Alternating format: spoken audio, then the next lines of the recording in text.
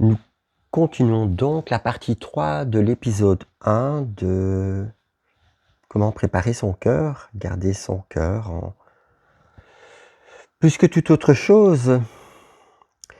Proverbe 4,23 nous dit « Garde ton cœur plus que toute autre chose, car de lui viennent les sources de la vie. » Notre vie intérieure finit très souvent par suivre les choses qui ont été acceptées, les choses qui ont été cultivées, prédéfinies, les choses aussi qui nous dominent justement, et c'est le travail que nous faisons dans l'arbre, esprit, âme et corps, qu'est-ce qui nous domine? Pourquoi Yahweh ne s'intéresse pas seulement à nos actes, mais il s'intéresse aussi à la source de nos actes, le cœur. Proverbe 23,7 nous dit que la clé se trouve sous une forme bien précise, car il est comme les pensées de son âme, de son cœur. Le texte hébreu est difficile dans ce contexte immédiat parce qu'il parle d'un homme avare dont les paroles extérieures ne correspondent pas à sa disposition intérieure. Mais le principe biblique général est clair. Ce qui remplit le cœur finit par influencer la vie. Yeshua le confirme en Luc 6,45, c'est de l'abondance du cœur que la bouche parle. Donc, je veux dire, nous sommes tels que notre cœur est. Un cœur qui n'est pas circoncis va générer forcément des désirs, des attentes, et aussi les crier. Crier ses désirs, et comme je vous l'ai déjà partagé, dans le monde spirituel, il n'y a pas, comme on dit, le stand-by, où notre chemin est celui de Yeshua, donc pas ma volonté, Père, mais ta volonté, donc on renonce à soi pour le suivre, ou alors on choisit par nous-mêmes. Il n'y a pas d'intermédiaire. Alors, la pression révèle ce qui a été préparé. Matthieu 7, 24, 25 compare celui qui entend les paroles de Yeshua et les met en pratique à un homme qui bâtit sa maison sur le roc. La pluie, les torrents et les vents viennent, mais la maison ne tombe pas parce qu'elle était fondée sur le roc. Fondée sur le roc, donc sur la parole de Yahweh. La tempête n'a pas créé la fondation. Elle a révélé la fondation. Il en est de même de notre cœur. La pression révèle souvent ce qui a été établi auparavant. Nos choix.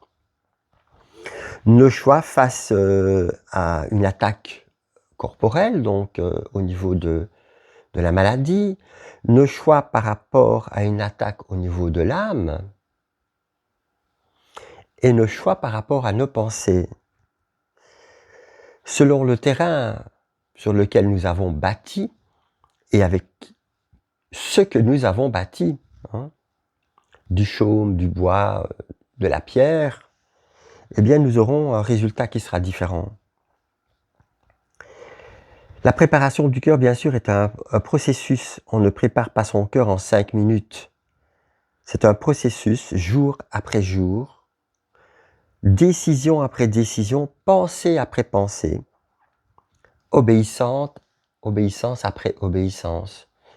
Donc, Yeshua n'est pas venu abolir la loi, il est venu l'accomplir, parce que pour nous, il était tout à fait impossible de l'accomplir. Et la loi enferme, sépare et emprisonne. La grâce, justement, libère dans tous les sens. Elle libère notre esprit, notre âme, et elle libère notre corps. Les gens qui pensent qu'ils sont libres parce qu'ils font ce qu'ils veulent, en réalité, ils sont victimes d'eux-mêmes, puisqu'ils sont prisonniers d'eux-mêmes. Ils sont enfermés par eux-mêmes. Alors, Colossiens 3,16 nous dit que la parole de Christ habite en vous abondamment. La parole ne doit pas seulement nous rendre visite occasionnellement, comme ceux qui vont dans les systèmes religieux, ils vont occasionnellement rendre visite à ce qu'ils croient être le lieu où il y a la présence de Yahweh, un endroit, un culte, une réunion de prière, une réunion de ceci, une réunion de cela. La préparation du cœur est donc un enseignement de prévention. Lorsque nous sommes déjà au milieu d'une crise, Yahweh peut certainement nous secourir, bien sûr, mais il existe quelque chose de meilleur, être préparé avant que la crise n'arrive. 1 Corinthiens 10, 12, ainsi donc que celui qui croit être debout prenne garde de tomber. Ne devenons pas complaisants. Notre sécurité ne se trouve pas dans notre ancienneté. Je connais plein de personnes qui sont anciens dans des systèmes, mais qui ont gardé le même cœur qu'au début, ils n'ont pas changé. Pourquoi? Parce qu'il n'y a pas de retournement. Et ils sont toujours prisonniers d'eux-mêmes. Notre connaissance, notre ministère ou nos expériences passées avec Yahweh ne vont pas spécialement être le terrain sur lequel nous allons être établis. Nous pouvons être confrontés à certaines choses et à nouveau être confrontés aux mêmes choses.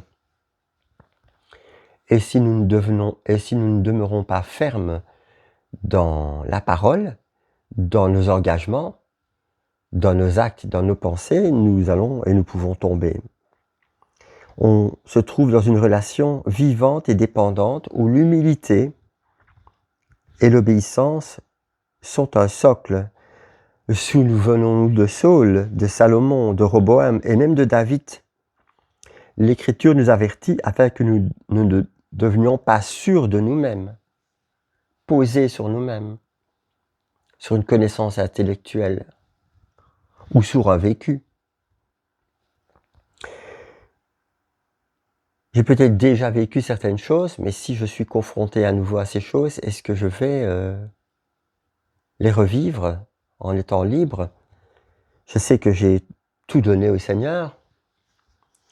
Non pas la dîme, hein. Je dis toujours, ceux qui donnent la dîme, c'est le plus grand leurre, parce que c'est comme si un homme ou une femme disait à son mari ou à sa femme, je te donne 1/10 de ma vie. Donc, comme dans la première alliance, les Cohen, donc les prêtres, eh bien, ils devaient tout donner, être entièrement consacrés. C'est la même chose pour nous, puisque nous sommes appelés à être prêtres.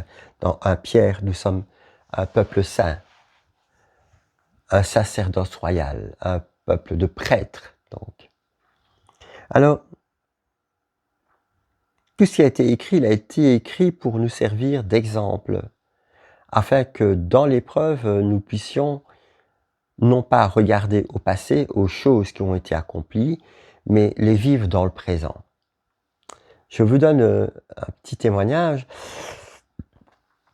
Il y a quelques mois d'ici, alors que je devais partir, j'avais fait un cochon, et dans ce cochon, il y avait des pièces de 2, et je comptais sur cet agent pour partir, et le roi Kodesh me dit, et si je mets quelqu'un sur ton chemin? Et si je te demande de lui donner ta bourse, est-ce que tu lui donneras? Donc la totalité. Je vais vous dire que je n'ai pas répondu au Seigneur. Et le lendemain, quand je suis allé très tôt, et en me disant, mais je risque peu de rencontrer quelqu'un. Mais le Seigneur sait ce qu'il fait, puisqu'il a mis devant moi une personne. Et en plus, j'étais déjà allé porter la moitié de ma tirelire. Donc il me restait la moitié. Et un monsieur est venu vers moi. Et j'ai choisi de lui donner, je crois que c'était 2 ou 4 euros. Et le soir, le roi Kodesh m'a repris en me disant, en fait, tu as choisi de donner ce que toi, tu décidais de donner. Et c'est souvent le cas. Nous avons pris notre baptême et nous avons choisi de donner notre vie à Yeshua pour vivre la même vie que lui, donc se donner entièrement. Et quand il se présente des choses devant nous, nous réfléchissons, nous analysons et nous agissons en fonction de nous-mêmes, de notre ego. Donc, il ne faut pas vous fier à ce qui est acquis, croire que vous êtes debout parce que vous pouvez tomber. Prenez garde et ayons toujours l'humilité de dire, Seigneur, je regarde tous les jours et je médite ta parole. Méditer la parole, c'est se l'approprier. Méditer la parole, c'est demander au roi Kodesh de nous aider à la vivre, cette même parole. Donc, la conclusion, c'est prépare ton cœur aujourd'hui. N'attends pas le jour mauvais. N'attends pas d'être attaqué par la maladie afin de pouvoir la combattre et de proclamer et de vivre la victoire de Yeshua. N'attends pas ce moment-là. Choisis avant. Décide que dans toutes les situations, tu resterais ferme et que tu regarderais non pas l'épreuve, non pas comme Simon-Pierre quand il a marché sur la parole, donc quand on va dire qu'il a marché sur l'eau, mais c'est sur la parole qu'il a marché. Donc, et quand il a regardé ailleurs que Yeshua, ben, il a sombré. Donc ne marchons pas sur les événements. Ce n'est pas ça. Marchons sur la parole, parce que la parole est au-dessus des événements. Elle domine les événements. Prépare maintenant ton cœur, établis-le maintenant, affermis-le maintenant par la parole. Remplis-toi de la parole maintenant. Apprends à dépendre de Yahweh maintenant. David pouvait dire « Mon cœur est ferme, Elohim, mon cœur est ferme ». Psaume 57, 8. C'est là que Yahweh veut nous conduire, non pas vers un cœur instable, qui change avec les circonstances, mais vers un cœur établi, préparé et affermi. Le verset central, 2 Chroniques 22, 14, demeure le verset central. Il fit le mal parce qu'il n'avait pas préparé son cœur à rechercher Yahweh. Si tu sais que devant toi, il peut y avoir une tentation, fuis la tentation. Mets la parole entre toi et la tentation. Dans l'inverse, puisque la parole de Dieu nous dit, il chercha Yahweh parce qu'il avait préparé son cœur. Donc, ici, dans 2 Chroniques 12, 14, il fit le mal parce qu'il n'avait pas préparé son cœur à chercher Yahweh. Donc, nous avons deux attitudes différentes. On voit un cœur, David, qui est préparé, qui est affermi. Et on voit ici un cœur qui ne l'est pas. Donc, préparer son cœur n'arrive pas par accident.